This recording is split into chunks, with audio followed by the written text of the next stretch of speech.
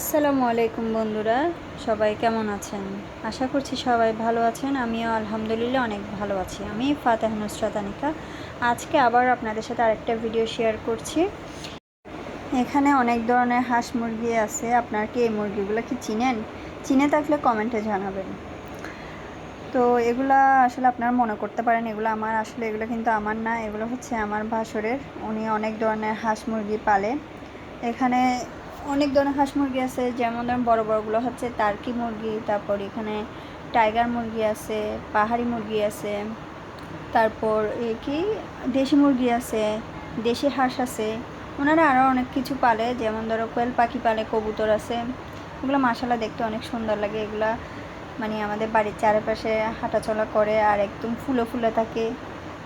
এই আর কি, দেখেন না কীভাবে জানি মানে ময়ূরের মতো করে ফুলে আছে। মাশাআল্লাহ দেখতে অনেক সুন্দর লাগতেছে। সবাই কিন্তু মাশাআল্লাহ বলবেন। দেখেন মাশাআল্লাহ মাশাআল্লাহ, আমার কিন্তু এগুলো অনেক সুন্দর লাগে।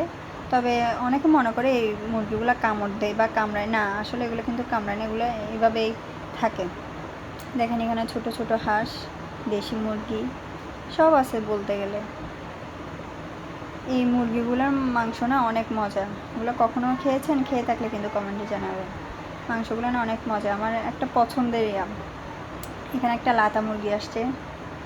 এই যে দেখেন কবুতর, এখানে কবুতর আছে। আমার বাচ্চারা সবাই হাঁস মুরগিগুলোর সাথে সারাদিন দৌড়াদৌড়ি করে, খেলে। প্রথম আমরাও এই মুরগিগুলোকে অনেক ভয় পেতাম, আমার বাচ্চারাও ভয় পেত, কিন্তু আস্তে আস্তে দেখি এগুলো কামড়ায় না, শুধু এমনিতে হাঁটা চলা করে ঘুরঘুর করে, ভালো লাগে। ওনারা আরও অনেক কিছু পালে, যেমন ধরো হাঁস মুরগি গরু ছাগল অনেক কিছুই, ওদের সব কিছু আছে। এই যে সামনের ঘরটাতেই মানে হাঁস মুরগি সব রাখে আর কি। এটা হচ্ছে মুরগির ঘর। দেখেন দেখেন কীভাবে ফুলে আছে, দেখে মনে হচ্ছে কি এখনই কামড় দিবে, কিন্তু আসলে না, এগুলো কিন্তু এভাবেই থাকে সব সময়।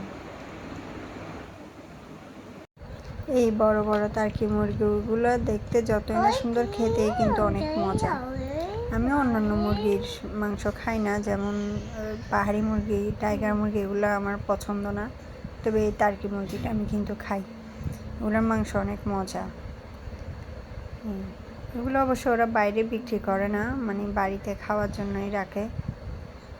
গ্রামে থাকার একটা সুবিধা হচ্ছে সব কিছু টাটকা পাওয়া যায়, শাক সবজি মাছ মাংস সব কিছু টাটকা পাওয়া যায়, এটাই।